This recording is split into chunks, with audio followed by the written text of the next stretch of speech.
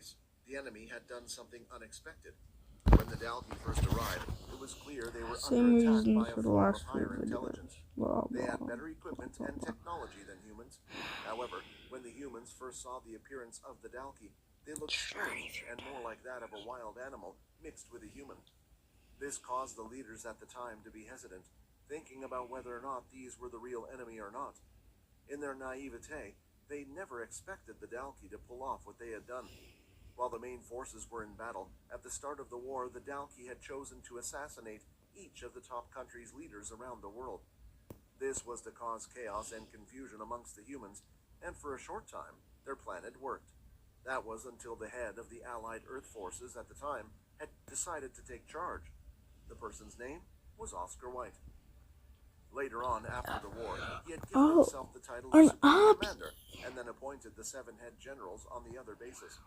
Of course, not everyone agreed with this, and there was a disturbance of ability users running wild.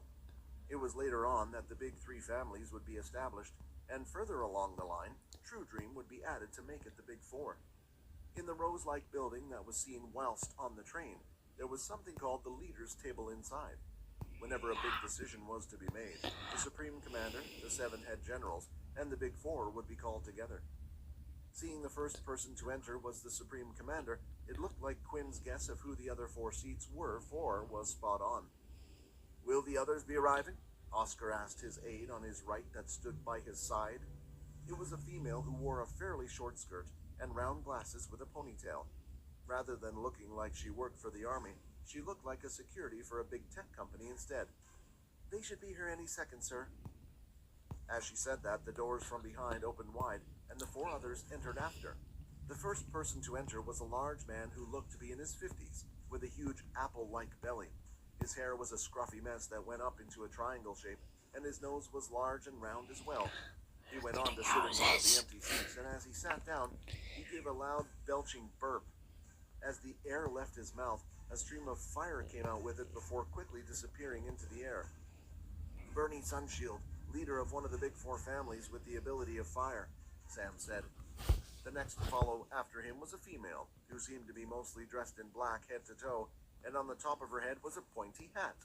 The hat was covering most of her facial features, as there was also a veil attached. The only thing that could be seen through was her large smile and her purple dark hair. Not a word was spoken as she sat down in her seat as well.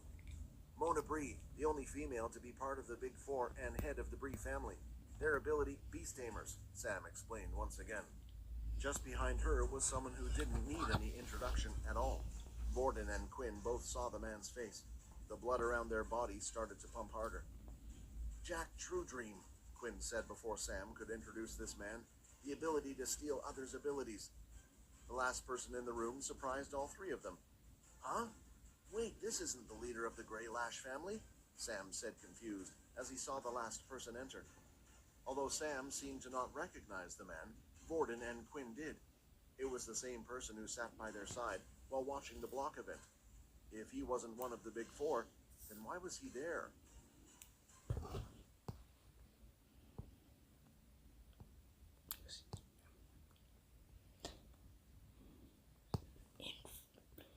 Influence. Episode 209, The New Head. All 5 of the seats were currently filled, but Sam was deeply confused, and it seemed like he wasn't the only one, as the others in the remaining seats also looked over at the remaining person sitting down. Whoever it was not one they were expecting. "What's wrong?" Quinn asked, still a little amazed that there was a good chance an important figure was sitting next to them for a while, without them realizing it. "Well, as you can see, the 5 seats are for the Big 4 family members as well as the Supreme Commander. However, the leader that should be sitting in the last seat is from the Grey Lash family. The current leader is an older, patient, respected man. This person looks like he just graduated from the military academy." It was true even before, when Quinn had seen him, he felt like the man was in his early 20s. That's why the idea that he held a high position never crossed his mind.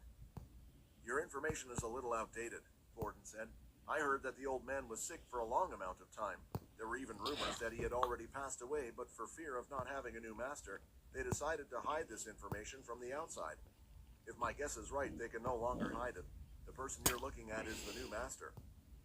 What Borden had said was very plausible in Sam's mind. The question was, Sam, who prided himself in being exceptionally knowledgeable in current world politics, had heard the same rumors, but it seemed Vorden was equally familiar, if not a little more. This strange group of people started to interest him more, and perhaps Quinn wasn't the only person to look out for. Inside the special booth, the room was quiet, and the others continued to look in the direction of the young man. They were waiting for him to say something, but he continued to play with his long hair, twirling it around his finger with his right hand. The others remained patient, hoping he would say something, but one person's head was furiously starting to shake, as he hated to be ignored, and it looked like hot steam was blowing out from his large nostrils. "Rude, are you not going to say something?" Bernie shouted. "You can tell we are all waiting for you unless no one told you how to show respect." Oscar stood up in an attempt to try to defuse the situation. In a way, the military was the bridge between the big four families. It was hard because each power was considered equal, and the same could even be said for them. "I'm assuming the elder passed away then, and you are here to step in?" Oscar asked. The young man finally turned his head, acknowledging the others in the room. He looked at each one carefully with his narrow, piercing eyes. It wasn't an everyday look one would give when looking at someone, and the others felt this as well. It was as if he was analyzing every one of them there. The others, sensing this, felt a little threatened, as if they were about to be attacked at any moment. "And why would you assume I was only a step-in and not the actual new head?" he asked. The large man started to chuckle. "Huh, if the Grey Lashes were stupid enough to appoint such an arrogant young fool like you, then they must have fallen. In a few years, the Grey Lashes might no longer be a part of the leaders' table." The calm look on the man changed ever so slightly after hearing those words. He was no longer playing with his hair, and instead pulled his fingers apart between his thumb and index finger. In between these two fingers, a faint blue light could be seen, and if one was to look even closer, little sparks were starting to go off. "Those are fighting words. If you want to test my abilities as the new head, we can put on a special exhibition show for everyone to see right here, right now," the young man said. Bernie, in response, stomped his foot in anger. As it hit the ground floor, flame shot up from his feet. It looked like small wings had appeared before quickly vanishing away into clouds of smoke.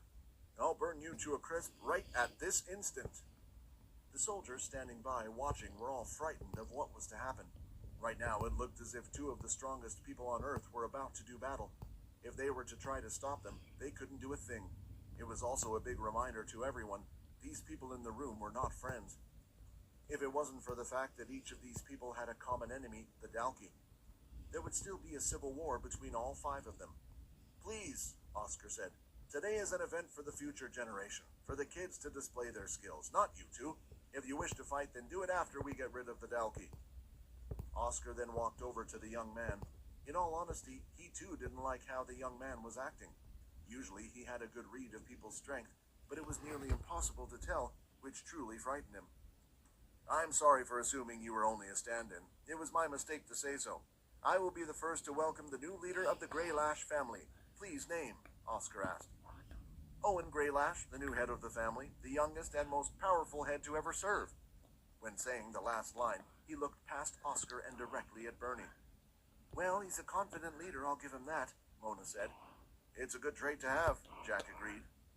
When everything calmed down a little, they sat adequately in their seats, and it was time for them to enjoy the event now. The speakers were turned on, and now all of the screens displayed what was happening in the center of the arena. "Ladies and gentlemen, we hope you had a wonderful day so far. There were many spectacular events, but as usual, we have saved the best till last. The first round of the 3 main events will now begin, and to start it all off, we have the wonderful crafting event." The camera then went on to show the materials of what was on each separate section. As you can see, each participant has been given the same materials. The only thing that is missing is the Beast Crystal. Once the participants are ready, they must try to figure out with their eyes alone what the best use for the Beast Crystal would be. Then our wonderful judges will decide which equipment is best. Each of the participants started to appear from underneath the arena and was now entering the ground floor. The participants had a number displayed on their watches, indicating which platform they needed to head off to. "Hey, there's Logan," Quinn said, still looking over the edge. "Number 33. "Oh, you have a friend in this event then. I guess I'll keep an eye on him." Sam tried to squint over the edge where Quinn was looking, but they were too far up to be able to see anything. It just looked like a bunch of ants were down below. Without looking at the screen, there was no way he would be able to see what number any of the participants were wearing. "You have some good eyesight," Sam said. "Oh, thanks," Quinn replied nervously, to which Vorden gently stepped on his foot. It was a reminder to be careful, since they were no longer alone. That's when he realized Feck still hadn't arrived, and decided to send another message just in case. "Now let the tournament begin," the announcer said. Immediately, the students started to work away. The first step was to inspect the crystal. Crystals were quite versatile and could create several different weapons and armor, but certain patterns and shapes seen within the crystal could help decide what one would be best to be turned into. An example, a crystal from a turtle-like beast, would usually best be used to make defensive equipment, perhaps even a shield. It could be turned into a weapon but wouldn't be very useful. If one didn't know what beast it had come from, they would only be able to tell by inspecting the crystal. Once this step was complete, the crystal would need to be melted down to an appropriate temperature, depending on what was to be made. The next step after was deciding on the mold and finally mixing the melted beast core with the required metals. Cheap or expensive metals could be used, but would affect the quality of the result. The rest was down to the forger. Depending on the forger's levels, the quality and strength of the weapon or armor would be decided. Most of the students had already finished inspecting the crystal and had moved on to the melting process. The camera continued to pan around to the many students working away hard. However, the camera eventually reached one student, a short little one who seemed to be just standing there with his eyes closed. It looked as if he was sleeping in the middle of the tournament. "What is Logan doing?" Quinn thought. "Looks like he's asleep if you ask me," a voice said from behind. As the boys turned their heads, they could see Feck standing there. "What took you so long?" Quinn replied.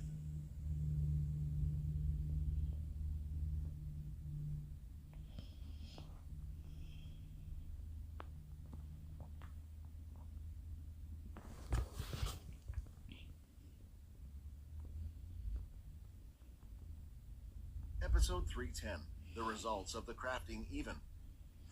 Quite some time had passed since Vorden had sent out his first message. No matter where Fex was, it shouldn't have taken him as long as it did for him to arrive. It wasn't as if the boys were joined by the hip, and they couldn't do anything themselves. But it was more like there was nothing else to do. The event was the only thing happening right now. Other than Quinn and them, Fex didn't get along with anyone else being a level 1, so he had no one else to watch the show with either. "Hey, come on, did you miss me that much?" Fex said, looking at Vorden, who had a strange look on his face. He was still wondering about what could have taken him so long. "Look, don't worry. I had something that upset my stomach yesterday and was in the toilet. Trust me, you don't want to go into the boys' toilet by screen 4. I think you can still smell it." Vorden looked at him even stranger now, and even Quinn was starting to feel slightly awkward. And it wasn't the bad jokes. Did vampires even get stomach aches? Vorden thought. By bad meal, is he talking about blood? "So I heard that you guys dealt with the Zack problem all okay, huh? Why don't you tell me about that? What happened with that?" Fex's words, when spoken, were quick and to the point. He wasn't even giving enough time for the others to reply to what he had already said. Fex was acting strange. He usually joked a lot and often, but it felt as if he was trying to force himself this time. Quinn noticed this and a few other strange things straight away. As soon as Fex arrived, he was sweating. Vampires often didn't even sweat from strenuous activity, as they had high amounts of stamina. This was different. This type of sweat was from something else, as if he was scared. The other thing that made Quinn think this was his heartbeat. The stronger a vampire was usually, the less their bodily organs needed to be used. Their heartbeats were able to be slowed, and the amount of blood and oxygen that needed to be carried around their body was lessened. So the fact that Quinn could hear that Fex had a fast heartbeat, he knew something was up. He wasn't in control of his emotions right now. "Damn it, they know. Calm down, will you?" Fex said to himself in anger, seeing that the others weren't buying his act. "Hey, you said you're friends with number 33, right?" Sam called over. "Well, it looks like he isn't doing too well." Their attention was focused on Fex this whole time, that they had forgotten about the competition. When looking at the screen, the camera was once again focused on Logan, and still, he hadn't touched anything. "Well, it looks like he doesn't care about the event then," said Vorden. "You're probably right," Quinn replied. Hearing this, Sam was quite shocked. How could someone waste an opportunity like this on such a grand stage? Not only were the Big Four watching, but so were many factions from all over. A forger was highly sought after, so even if the one displayed a little bit of skill, they could quickly join a faction and live the rest of their lives peacefully. The two decided to question Vex later. Acting strange wasn't a call of emergency. It couldn't have been something urgent. Otherwise, Vex would have informed them immediately. They both trusted him now after the many times he had helped them out before. The timer continued to go down for the event until eventually the buzzer had sounded, signaling the end of the competition. Using his advanced eyesight, Quinn quickly looked down at all the items that had been made and used his inspection skill. It allowed him to see each item's stats displayed out as a screen hovered above each one. At first, Quinn was doing this individually by looking at an item, but then suddenly a familiar sound was heard. Inspect skill has risen to level 3. The number of times he had used the skill while looking for Zack, and now during the contest, had helped greatly, and finally it had risen to level 3. When looking at the items, all of them immediately had a screen displaying their stats. There was no longer any need to use the inspect skill on each item individually. Seeing this, he could see the level of equipment made significantly varied. It seemed like they were only given a basic crystal to make an item. Some had chosen to make ranged weapons out of the crystal, some chose regular melee weapons, and a few decided on armor. It just went on to prove how difficult a forger's job was. The fact that not everyone had made the same item meant it wasn't easy to decide what the crystal would be best used for. However, when Quinn looked using his inspection skill, he could quite clearly see. The ranged weapons and armor had an extra description, saying whatever stat the current weapon was at would be halved. Some of the poorer made equipment only allowed an increase of 1 strength. With the 50% stat decrease, it practically meant the weapon was only a little better than using one's fist. The melee weapon was the right choice, giving the user an extra 2 strengths when being used. The perfect melee weapon that could be made from the item was a long sword. Whoever had made a long sword out of the items would give an additional 3 strengths. There were very few long swords that had been made with the crystal. Then finally there was a difference in the quality and skill of the forger. The ones that had made a longsword, each one of them looked quite different from another. Some just had a basic +3 in strength, and there was one with a +4. But in Quinn's eyes, there was a clear winner out of them all. One of the students managed to make a sword with a +3 to the strength stat, but also it had an added weapon skill. The judges have made their decisions. First of all, students who made armor or ranged weapons, you have been knocked out of the competition. After this was said, about half of the contestants had left the stage, while the rest had passed. The weapons were then further inspected by the judges, but nothing was said as they had all passed anyway. Before the next event was to start, organizers interviewed 2 students. The first student was the one that had created the longsword with the added weapon skill. The audience members were a little confused about why he was chosen to be interviewed, as they weren't informed about who had made the best weapon, but Quinn knew why. Maybe if I don't become a traveler in the future, my skill could be used to become an inspector of beast weapons, Quinn thought. With just a single glance, he was able to tell a lot of information about a weapon. The next student who was to be interviewed was Logan, which came as a surprise to many. Logan, we just wanted to ask you a question. You were the only student to not make anything out of the materials presented today. Is there any reason for that? The female asked, as she shoved a microphone directly into his face. I am not a forger, but an inventor. I find making weapons quite tedious, to be honest with you. I failed because I don't respect the art of forging like others. This was not my stage, Logan replied. From the side, a few of the forgers started to chuckle. Yeah, right. What a good excuse. More like he doesn't know how to forge a weapon. He would just have been embarrassed with whatever he had made. The student had said this quite loudly on purpose, trying to embarrass Logan. Logan then grabbed the mic closer to himself and faced the student. I assure you, creating something that would beat the weapon in your hand would only take a few minutes. The interviewer had a huge smile on her face. She loved drama and entertainment, and it was moments like this the crowd loved as well. Very well, would you like to redeem yourself, Logan? Why don't we allow you to create a weapon now, and a judge can come over and decide?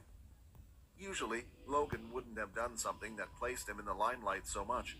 However, he hated it when others said that he couldn't do something when he could. It was as if they were calling him a liar. Very well. Logan walked back up to his section in the arena. All of the equipment was still untouched from before. The event organizers allowed this, as usually there was quite a bit of setup time before events, and they would delay it with useless speeches or question and answer segments. This was far better than any of those. They had planned to give Logan the same amount of time as the other contestants, 30 minutes. However, Logan didn't need it. The forgers were allowed to use their abilities. Many of them had abilities that would help in the forging process, and Logan was no exception. The little spiders that covered his costume in a small suit started to break down and reform. They gathered on his back and then started to sprout out 3 individual arms on each side. When they finally finished forming, it looked like Logan himself was a giant spider. "That's kind of cool, I'm not going to lie," Vorden said. The arms went to work, and now with 8 of them, he was able to do multiple things at once. After 5 minutes had passed, he had finished creating a longsword. The crafting speed alone was enough to have the other impressed. They didn't even really care about the quality of the weapon. Still, the judges standing by the side could already tell, while watching Logan make the weapon, that it was one of decent quality. It wasn't the best weapon to be made today, but for the amount of time it had taken, it was better than they had expected. The interview grabbed the long sword created by Logan and the one made by the Heckler forger from the crowd. She lifted both in the air and then struck them both against each other as hard as she could. "We have a clear winner," she said. As she lifted the sword made by the Heckler, the camera zoomed closely on the sword, and there was a reasonably large chip that went in around halfway into the side of the sword. When they turned to look at the one Logan had made, there was but only a small scratch. The crowd cheered in excitement as they saw this. They loved someone who could back up his word. They were far too used to braggers who could never achieve what they said, and it seems like Logan was not one of them. "Your friend is a strange one," Sam said. "If he could do that all along, then why didn't he?" Quinn started to laugh as he looked around at the other two and then Logan down below. "We're all a little strange," he replied with a smile. As the crafting event had ended and the judges were discussing what to do with Logan, they had wished for him to continue in the contest, hoping to see his skills once more. However, rules were rules, and they were not able to make an exception. Logan was disqualified and could now return to the others above. Deep underground, it was time for the next set of contestants to prepare themselves. Layla took in a deep breath, for now, it was time for the ranged event. Shortly after hers, it was Peter's turn as well.